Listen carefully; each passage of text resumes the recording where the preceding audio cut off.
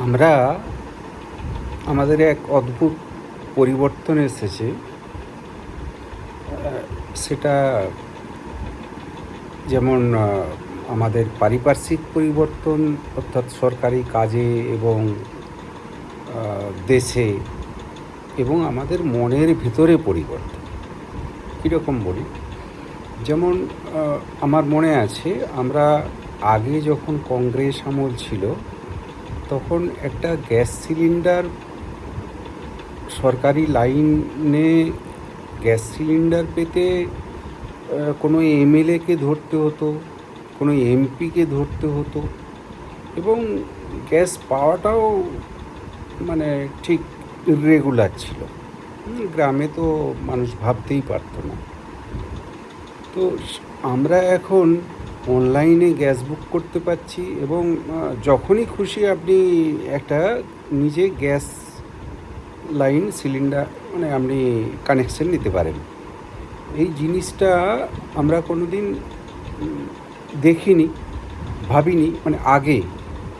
এখন আমরা যখন পাচ্ছি তখন মনে হচ্ছে দুদিন দেরি হলে এলো না।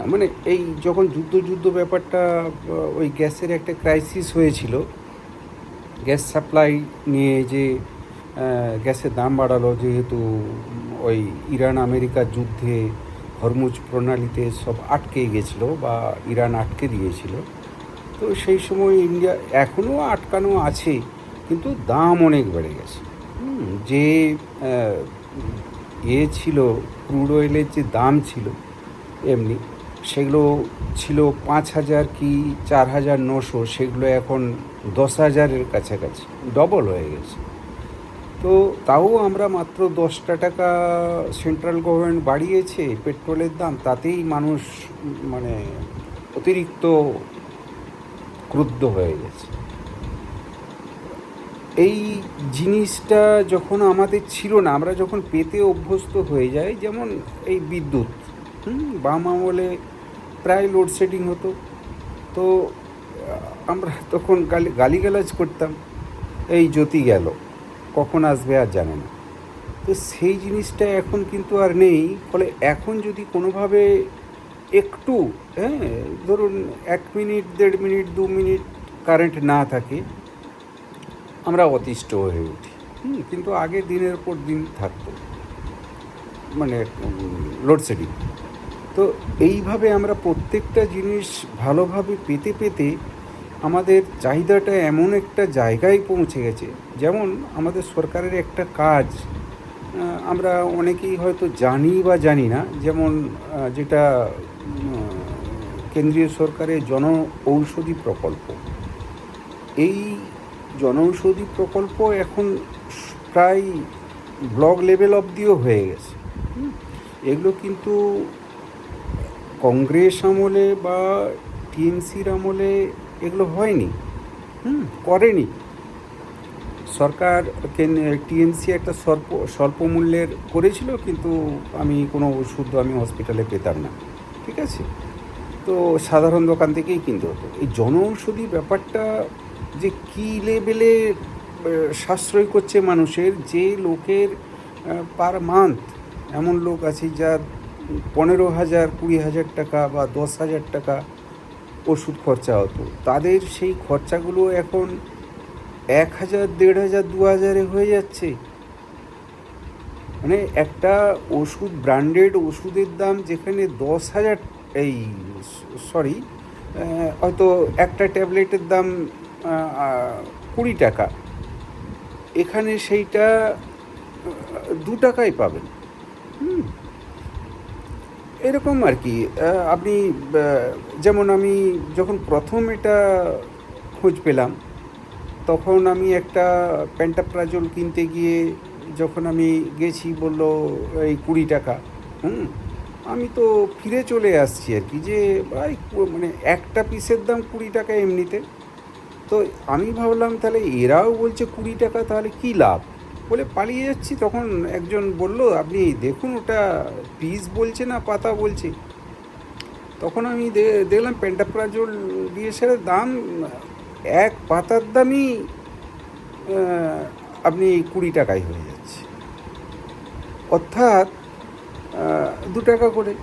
অথচ আমরা যদি এই 10টা আমি প্যান্টাপ্রাজোল প্রায় ব্র্যান্ডেড কিনতে যাই, তাহলে 10টার দাম 200 টাকা হয়ে যাচ্ছে। এই রকম অ্যান্টিবায়োটিকের ক্ষেত্রেও, যে অ্যান্টিবায়োটিকটা এখন খুবই চলে, হ্যাঁ, এই ক্লাভাম গ্রুপ, ক্লাভামটা ওই যেটা আগে অ্যামোক্সিসিলিন ছিল তার সঙ্গেই একটা গ্রুপ অ্যাটাচ করে ওটাকে আরও বেশি করা হয়েছে, ইফেক্টিভ করা হয়েছে। তো ওই ক্লাভাম গ্রুপের ওষুধ খেলে এখন ওই ঠান্ডা লাগা বা গা হাত পা জ্বর এইরকম একটা যদি আসে, অ্যান্টিবায়োটিক নাক বন্ধ হয়ে যাচ্ছে, হ্যাঁ, বুকে কফ হয়েছে মনে হচ্ছে, আপনাকে ক্লাভাম গ্রুপটার ওষুধ আপনাকে খেতে হবে। কিন্তু এই ক্লাভাম আপনি ক্লাভাম বললে এমনি ব্র্যান্ডেড দোকানে পাবেন, কিন্তু আপনাকে জনঔষধি গিয়ে ক্লাভাম বললে হবে না, ক্লাভামের গ্রুপ বললে ওরা দিয়ে দিবে। আপনি যদি ওই ইন্টারনেটে সার্চ করে নেন তাহলে তো ওইখানে গ্রুপটা দিয়েই দিবে, অ্যামোক্সিসিলিন প্লাস যে ওই আরেকটা যে অ্যাডিশন আছে সেইটা। আর আপনি যদি ওদেরকে যদি সেই ডিটেলসটা না বলেন, মানে মলিকুলটা, অর্থাৎ যে কোন গ্রুপ, সেটা ওদেরকে নামটা বললে ওরা নিজেরাই সার্চ করে ওদের মোবাইলে ওরা আপনাকে ওষুধ দিয়ে দেবে। তো আমি অনেককেই জিজ্ঞেস করেছি যে তাদের কত খরচা হতো, এবং আমি আমার নিজের ক্ষেত্রেও দেখছি, যেটা আমি হয়তো আমার মাসে 20,000 টাকার ওষুধ লাগবে, সেটা আমি এখন 2,000-এ হয়ে যাচ্ছি। এবং ওষুধের কার্যকারিতা একই, মানে ব্র্যান্ডেডের যা দাম আর এই সরকারি যে এই জনঔষধির যে অ্যাকচুয়ালি কী হয়, যেগুলো ব্র্যান্ডেড ওষুধ সেগুলো ডাক্তাররা প্রেসক্রাইব করে কেন না, তারা কমিশন পায়, মেডিকেল রিপ্রেজেন্টেটিভরা কমিশন পায়, এটা মার্কেটিং বিশাল প্রসেস। আর সেখানে গভর্নমেন্টের এজেন্সি ডাইরেক্ট ওটাকে পারচেস করছে, এবং ওখানে মেডিকেল রিপ্রেজেন্টেটিভ বা তাদের প্রফিট পার্সেন্টেজ ইত্যাদি অত বেশি নিচ্ছে না, এবং গভর্নমেন্ট সেই শর্তেই সেগুলো যে কোম্পানি যারা রাজি হবে তাদেরকে ইনক্লুড করছে। এই রকমই আরও অনেক অনেক জনকল্যাণের কাজ আছে, যেগুলো আমরা কিন্তু এই বিজেপি ক্ষমতায় আসার পরই হয়েছে। যেমন ধরুন, আপনি এই যে আমরা আজ যত খুশি কল করি, হ্যাঁ, আগে তো আমরা ভাবতেই পারতাম না, এই একটা মিস কল দিয়ে ছেড়ে দিল, সে যদি ফোন ব্যাক করে তবে হবে, ঠিক আছে, কেননা মিস কল দিলে তাহলে খরচা। এখন তো ডেটা, ডেটা আগে 1 GB ডেটা কিনতে 1 মাসের জন্য তখন হয়তো 300 টাকা দিতে হতো, এবং স্পিডও বেশি ভালো ছিল না। আর এখন কি হয়েছে, সেইটা এই জিও আসার পর, সেই জিও আসার আমরা রিলায়েন্সের আম্বানিকে যারা গালাগাল করি, হ্যাঁ, সেই তারা এই জিও ইন্ট্রোডিউস করার পরে এই 4G এবং 5G এলো। এখন আমরা ওই 300 টাকা খরচা করলে আমরা পার ডে 2 GB, যেটা আমরা আগে মাসে 100 টাকায় 1 GB, এই 300 টাকায় 1 GB পেতাম, সেটা আমরা 1 GB জন্য এখন বোধহয় প্ল্যানে আছে বোধহয় 200 টাকার কাছাকাছি বা 250। এনিওয়ে, ওটা পার ডে। আগে যেটা ওই 1 GB 300 টাকা খরচা হতো, সেটা পার মান্থ। এবং এই আপনি এই 300 টাকার মধ্যেই এই জিওর যদি আপনি, বা এয়ারটেলও প্রায় কাছাকাছি দাম, তো এই জিও আসার পরেই এয়ারটেলই দাম কমায়। তো এই আমরা যে এখন মানে ঘরে ঘরে ইন্টারনেট পৌঁছে গেছি, আমরা ঘরের থেকে আমরা অনলাইন গ্যাস বুক করতে পারছি, আমরা ইলেকট্রিক কানেকশন কত ইজিলি পাচ্ছি, আগে তো ভাবা যেত না, এখন প্রায় সব গ্রামেই ইলেকট্রিসিটি পৌঁছে গেছে। তো এবং গরিবদের জন্য বিজেপি বহু রকমের প্ল্যান এনেছে, যেগুলো অনেকে সুবিধে পাচ্ছে, অনেকে ঠিক যে আমাদের ওয়েস্ট বেঙ্গলে যেগুলো বন্ধ রেখেছিল বিশেষ করে এই আমাদের আগের বেগম সরকার, সেটা এই যেমন আয়ুষ্মান ভারত গরিবদের জন্য, বা কিষাণ সম্মান নিধি, এটাও আমাদের ওয়েস্ট বেঙ্গলে বন্ধ রেখেছিল। এবং যেটা 100 দিনের কাজের প্রকল্পে যেগুলো একদম চুরি করত, তারপরে এই টিএমসি কোনো হিসেব দিতে না পেরে দিনের পর দিন কেন্দ্রীয় সরকার বলল আপনি আগে হিসেব ফেলুন। এরকম প্রায় 10টার মতো প্রকল্প আছে যেগুলো আমাদের ওয়েস্ট বেঙ্গলে চালু হতে দেয়নি। এবং দিদি আমাদের তা প্রধানমন্ত্রীর নাম হয়ে যাবে বলে প্রধানমন্ত্রী গ্রাম সড়ক যোজনাকে সে বাদ দিয়ে দিল। ওগুলো তো আগে ওটার নামটাই রেখেছিল তার মানে নিজের পছন্দের নামে।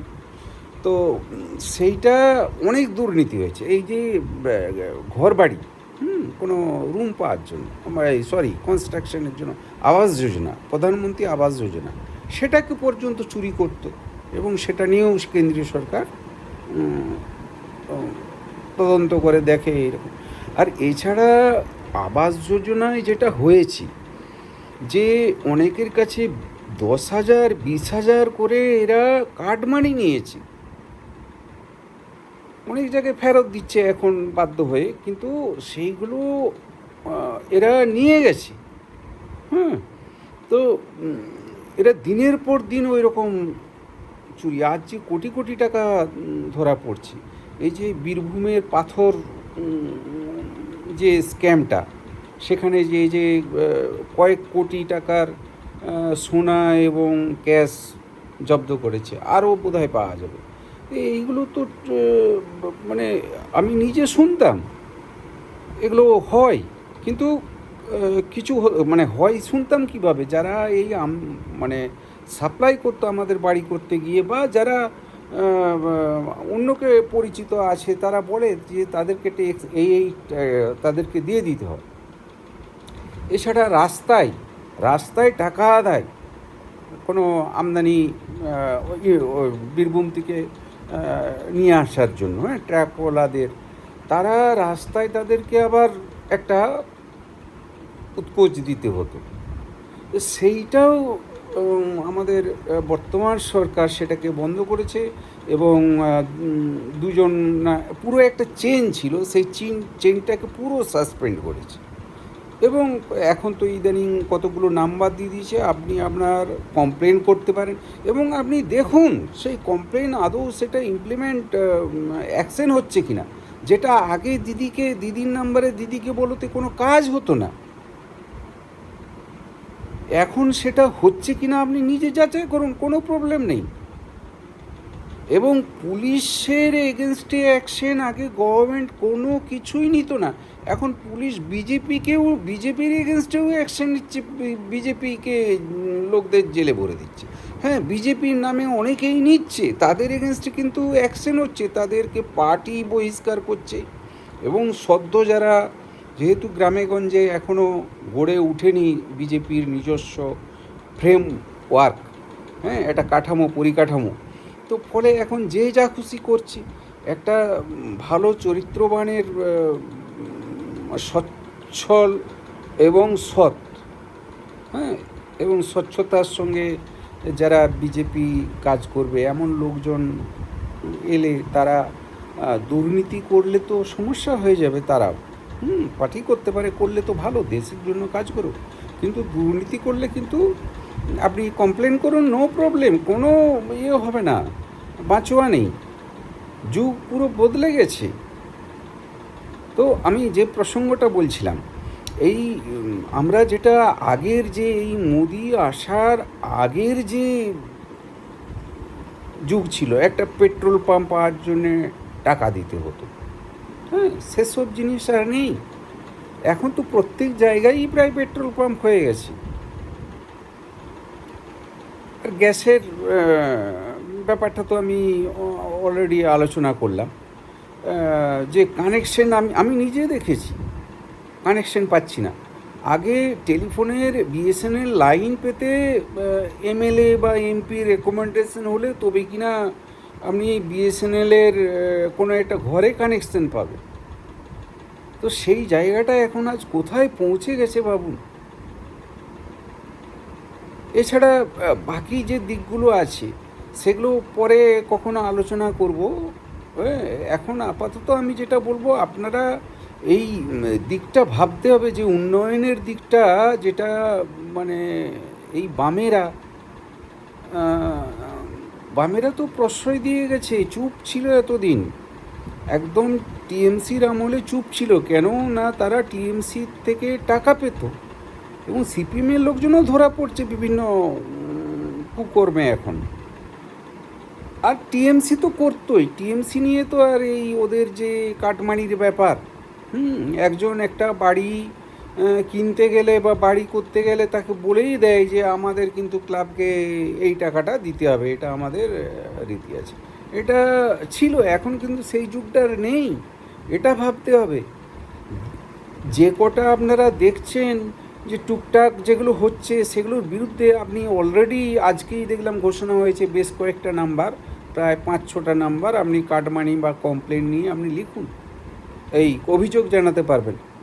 এবং দেখুন না, যদি না হয় আপনারা বলুন যে হচ্ছে না, মানে আমাকেই জানান না, তখন আমি ব্যাপারটা আমি টেক আপ করবো।